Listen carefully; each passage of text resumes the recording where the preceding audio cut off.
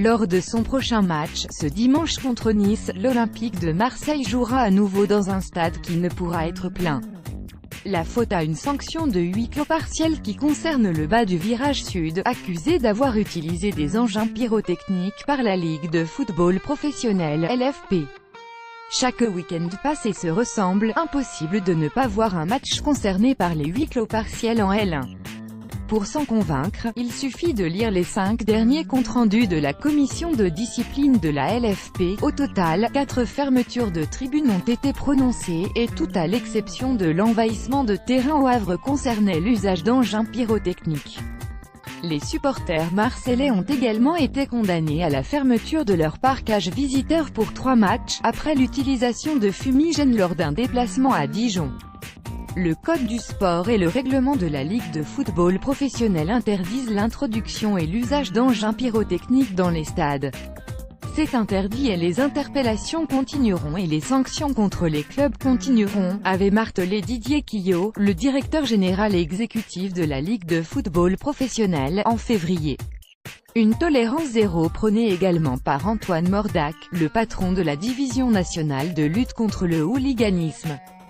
Quels sont les arguments qui établissent qu'un fumigène puisse être utilisé dans de bonnes conditions à l'intérieur d'un stade? Je n'en vois pas, avait-il répliqué à nos confrères de l'équipe au sujet des fumigènes. En février dernier, alors que le nombre d'utilisations de fumigènes a presque triplé par rapport à la saison dernière, dépassant les 1500 allumages, et que les accidents humains ou les dégradations matérielles restent rares.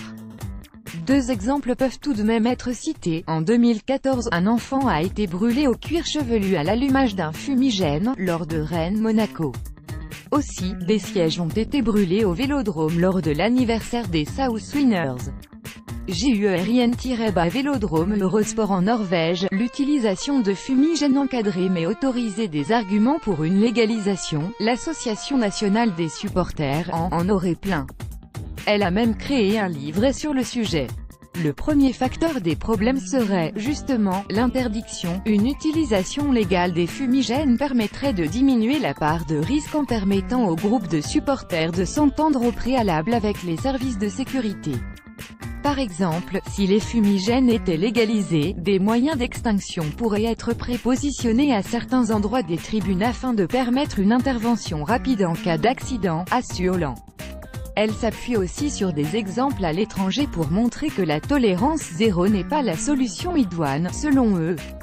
À Orlando, club de Major League Soccer, une tribune entière est adaptée à l'usage de fumigènes. En Norvège, l'usage des fumigènes est autorisé sous 3 conditions. Les autorités doivent être prévenues, les produits doivent être approuvés par les autorités et aucun fumigène ne doit être allumé pendant le match. L'AN appelle à une expérimentation de l'usage d'engins pyrotechniques sur une saison pour quelques clubs volontaires, avec au préalable des discussions entre supporters, clubs et autorités sur les conditions d'emploi de ces engins. Un doux rêve pour le moment, si l'on en croit l'intransigeance de ces autorités en France. Des solutions ont déjà été proposées, souligne Romain Mancy, figure des Ultramarines.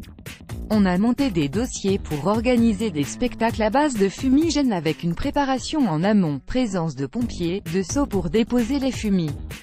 Mais on a essuyé des refus.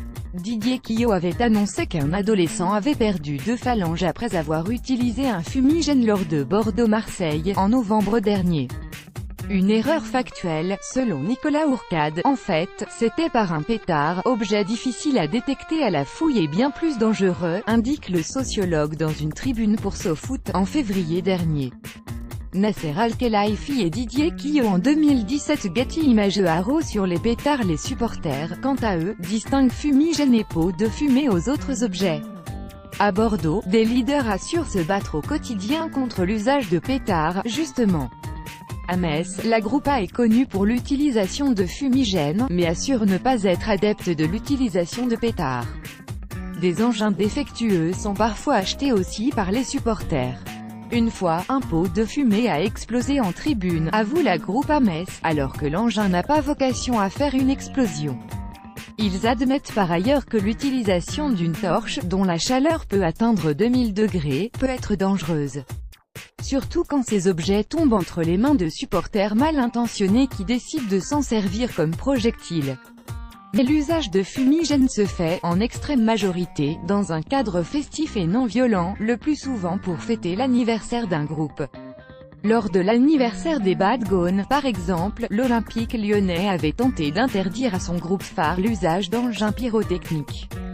Il y a une gestion à faire quand on arrive à un moment où les groupes vous disent « on ne va pas réussir à empêcher nos membres de le faire », nous confiait récemment Xavier Pierrot, le stadium manager de Lyon. Vous êtes responsable, et vous avez en tête ce qu'il s'est passé contre Saint-Étienne. Lors du dernier derby à Gerland, un stadier avait perdu 2 phalanges à cause d'un engin explosif, et non d'un fumigène, NDLR. On n'arrive pas à convaincre qu'il ne faut pas le faire, on met des limites, pas de pétards, ne pas les lancer, ne pas les craquer pendant le match. Un procédé qui ressemble à ce qui se fait aujourd'hui en Norvège.